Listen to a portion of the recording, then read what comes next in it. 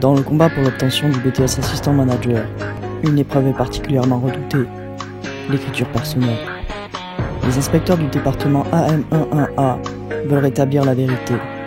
Voici leur histoire.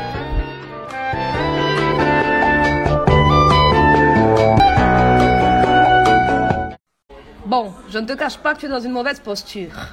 Nous avons trouvé ta copie. Nous avons des preuves. Il vaut mieux pour toi être honnête. On peut t'aider à t'en sortir si tu collabores. Bon, parle-nous de tes références. C'est parce que ma voisine avait dit que ma mère l'avait lu sur Doctissimo. Oh là là là là, stop, c'est bien ce qu'on pensait. Hein. Qu'est-ce que vous pouvez nous dire par rapport à l'utilisation du corpus? Non mais vas-y, c'est qui Corpus, wesh? Nom d'une frite belge, on part de loin, hein. Maintenant, tu vas me parler de tes parties? En général, j'évite de prendre parti. Trop de problèmes. Bon les gars, le temps presse. La situation est plus grave que l'on pensait. Il nous reste que quelques mois avant que les élèves passent leurs examens. Le général Vidal veut des résultats. C'est notre dernière chance. Le sujet présente de grosses lacunes, hein. Va falloir revoir toute la méthode. La première erreur de notre accusé, c'est de ne pas avoir pris de bons exemples, notamment celui de sa mère et de Doctissimo.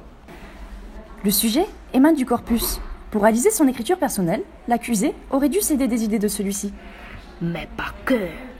Il aurait dû se référencer à sa culture personnelle, s'appuyant sur des écrits, des films, l'art ou encore l'actualité.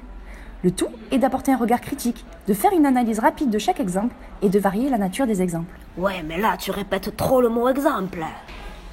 Mais la question qui me chagrine, comment aurait-il dû organiser ses idées? Comme nous l'avons vu dans le cas de la synthèse, il faut rédiger une introduction et une conclusion. Le plan comporte minimum 2 ou 3 parties maximum. Chacune de ces parties étant constituée de 2 ou 3 paragraphes. Attention, les titres ne doivent pas apparaître.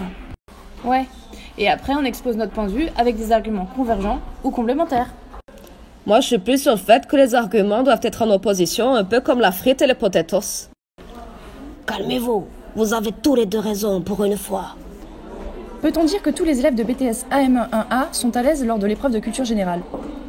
Pour conclure notre introduction, il faut annoncer le plan. Exemple, grand 1, les élèves de BTS AM1A sont à l'aise lors de l'épreuve de culture G.